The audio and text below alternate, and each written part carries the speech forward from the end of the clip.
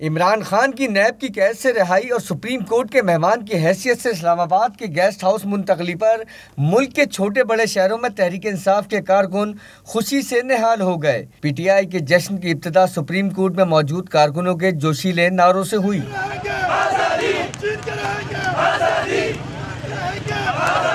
लाहौर में जमान पार्क के बाहर खिलाड़ी जमा हुए और अपने जज्बात का इजहार किया। कोयटा में तहरीक इंसाफ की खवातीन कारकुनों ने अपने नारों से भरपूर जोश और जज्बे का इजहार किया। पेशावर के मुख्तलिफ इलाकों में कारकुनों ने ढोल की थाप पर वालिहाना रक्स किया। बाजारों में दुकानदारों को मिठाई भी खिलाई गई। जमरूद बाप खैबर के मकाम पर तहरीक इंसाफ के वर्करों ने जश्न मनाया और मिठाइयाँ तकसीम की। बहावलपुर में भी खिलाड़ी सड़कों पर निकल आए और खुशी का इजहार किया।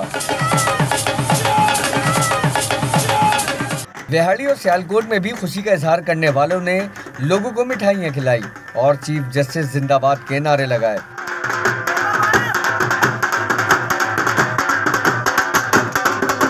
अक्टूबर टेक सिंह की फिजाएं भी इमरान खान के हक में नारों से गूंज उठी। ताहम सक्कर समेत मुख्तलिफ शहरों में दफा 144 की खिलाफ वर्जी पर पुलिस ने मुतादिद कारकुनों को हिरासत में ले लिया।